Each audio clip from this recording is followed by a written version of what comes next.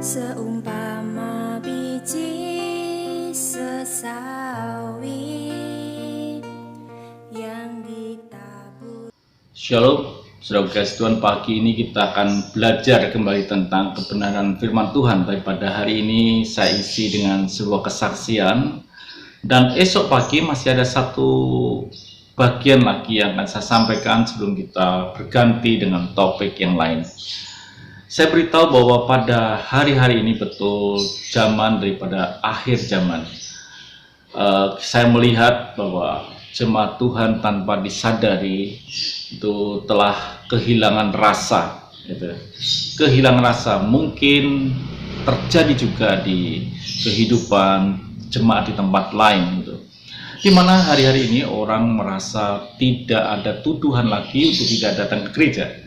Jadi ketika mereka tidak datang ke gereja pada hari Minggu, tidak ada rasa bersalah. Dan mereka biasa saja karena itu sudah anjuran untuk tidak datang kebaktian untuk kelompok yang besar. Dan juga timbul dalam hati rasa di mana tidak memberi persembahan pun tidak apa-apa. Karena itu pun sudah berjalan sekian lama untuk tidak memberikan persembahan. Dan mungkin di gereja yang besar mereka bisa memberikan mungkin lewat ATM atau transfer dan lain sebagainya. Tapi di gereja kecil kadang-kadang itu terlupakan.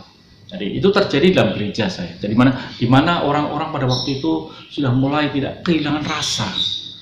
Mereka kehilangan rasa untuk ibadah. Mereka kehilangan rasa untuk mempersembahkan korban.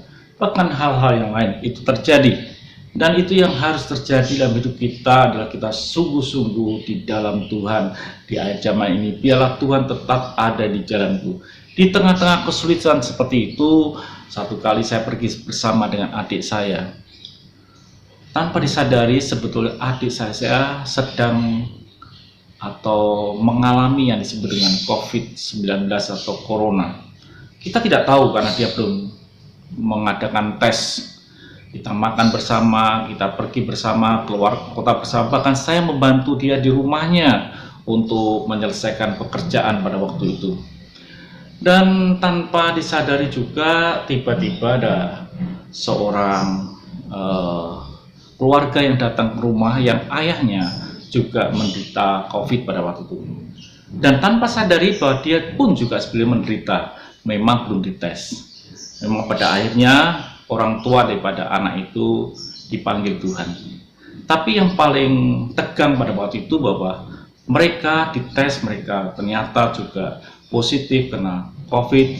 Istri ibunya dengan dia kena COVID yang harus masuk ke rumah sakit. Dan bersamaan saya harus mengantar adik saya yang ke rumah sakit yang harus dites swab pada waktu itu. Dan pada waktu dia di swab, saya mengantar, saya bersama dengan dia, pergi bersama, dan lain sebagainya. Dan setelah 2 hari, ternyata dia positif pada waktu itu kena COVID. Dan ketika dia diputuskan kena COVID pada waktu itu, wah, tegang di dalam rumah tangga saya, merasa tegang. Anak-anak saya takut dekat dengan saya, kalau saya juga kena COVID pada waktu. Lalu terjadilah anak-anak menjauh seperti itu. Dan rasanya saya merasa bahwa pada waktu itu disingkirkan, padahal saya belum dites. Hanya saya pergi dengan orang yang kena COVID pada waktu itu, bersentuhan dengan mereka, dan mereka sudah dikarantina. Dan ketegangan itu terus menerus. Bahkan anak saya menghindar, kalau ketemu dia menghindar dan menghindar dan menghindar seperti itu. Rasanya sendirian pada waktu itu. Memang pada waktu itu tegang. Dan ketika saya mau coba tes pada waktu itu, sudah pengasih Tuhan, saya berpikir biayanya cukup mahal. Saya berdoa, saya berkata, Tuhan, Engkau ada di jalanku. Tetapi saya tidak mau Tuhan untuk mengeluarkan uang, dan uangku tidak ada pada waktu itu. Lalu Tuhan beri hikmat, sudah pengasih Tuhan. Saya coba hubungi orang yang berurusan dengan COVID pada waktu itu di pemerintahan. Dan akhirnya dia memberi saran yang istimewa, dan akhirnya saya pergi memberanikan diri ke Puskesmas.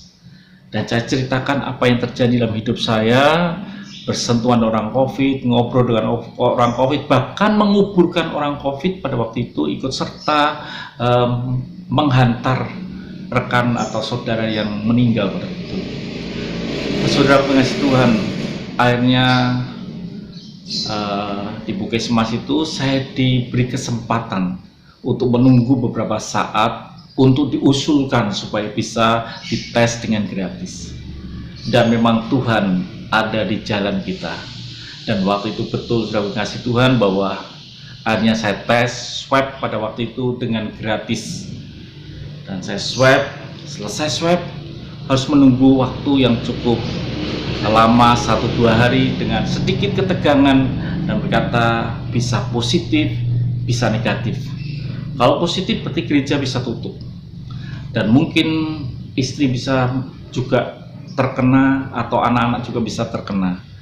Tapi pada waktu itu saya tunggu untuk 1-2-3 hari dan puji Tuhan, saudaraku, pada waktu itu saya ditelepon oleh Puskesmas, dikatakan Pak Thomas sudah keluar hasilnya, dan puji Tuhan hasilnya negatif.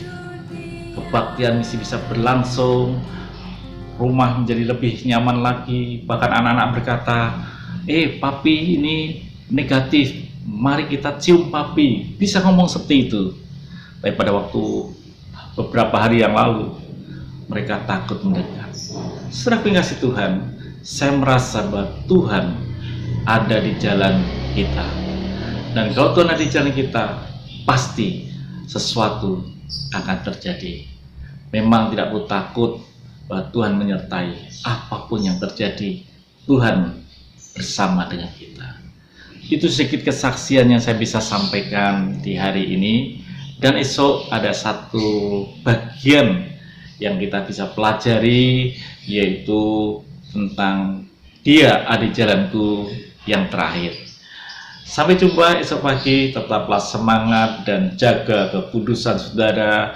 Jangan lupa pakai masker, cuci tangan, dan tetaplah saudara sungguh-sungguh di dalam Tuhan. Dan Tuhan itu adalah Tuhan yang setia, dan Dia akan menepati janjinya. Haleluya, Tuhan berkati, sampai jumpa.